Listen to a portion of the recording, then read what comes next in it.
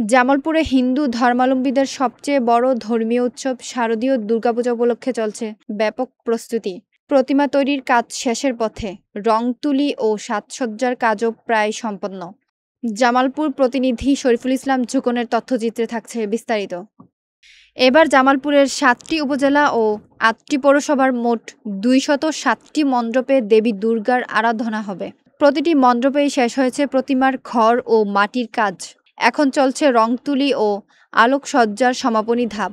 দুর্গা প্রতিমার পাশাপাশি তৈরি হচ্ছে লক্ষ্মী, সরস্বতী, কার্তিক, গণেশ, অসুর, সিংহ, মহিষ, পেঁচা, হাঁস আর সাপসহ প্রায় ১২টি প্রতিমা। বন, মাটি, সুতলি এগুলির দাম অনেক বেশি, রং টং সব কিছুর দাম বেশি, এখন আমাদের পুষে না। এবছর আমি পাঁচটা প্রতিমা তৈরি করেছি, তবে আসলে জিনিসপাতি সবকিছু দাম বেশি, তো এর জন্য আমাদের বেশি পড়তাই হয় না। যদি সরকার একটু জিনিসপাতির দামটা একটু নিয়ন্ত্রণে রাখতো তাহলে আমাদের একটু সুবিধা হইতো। আগামী ২৮শে সেপ্টেম্বর ষষ্ঠী পূজার মধ্য দিয়ে শুরু হয়ে ১লা অক্টোবর বিজয়া দশমীতে শেষ হবে দেবী দুর্গার আরাধনা।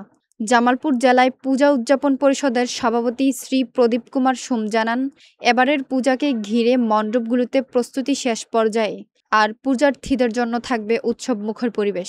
জামালপুরের এই ঐতিহ্যবাহী দুর্গা মন্দিরে প্রতি বছরের নেই এবারও আমরা শারদীয় দুর্গোৎসব পালনের যথাযথ উদ্যোগ নিয়েছি। পরিচালনা পরিষদের এবং সুধীবৃন্দের সার্বিক সহযোগিতায়, প্রশাসনের সহায়তায় এবং আর্থিক অনুদানে শ্রী শ্রী দুর্গাবাড়ি পরিচালনা পরিষদ সুষ্ঠু এবং সুন্দরভাবে ভক্তদের মাঝে শারদীয় দুর্গোৎসব উদযাপিত করে। অন্যদিকে পুলিশ সুপার সৈয়দ রফিকুল ইসলাম জানিয়েছেন, শারদীয় দুর্গাপূজা নির্বিঘ্ন ও শান্তিপূর্ণভাবে সম্পন্ন করতে নিরাপত্তা ব্যবস্থা জোরদার করা হয়েছে। প্রতিমা কারিগর থেকে শুরু করে আয়োজকরা এখন শুধু অপেক্ষা করছেন দেবী দুর্গাকে বরণের শুভক্ষণটি। এবছরের পূজাকে নির্বিঘ্ন করতে, উৎসবমুখর করতে এবং নিশ্চিত নিরাপত্তার মধ্যে ঢেকে দিতে আমরা বিভিন্নমুখী নিরাপত্তামূলক ব্যবস্থা গ্রহণ করেছি। আইনশৃঙ্খলা বাহিনীর সদস্য হিসেবে পুলিশ সর্বাগ্রে এই কাজটি করে থাকে, আপনারা জানেন। আমাদের এই জেলাতে গতবারের তুলনায় পূজা মণ্ডপের সংখ্যা কিছুটা বেড়েছে।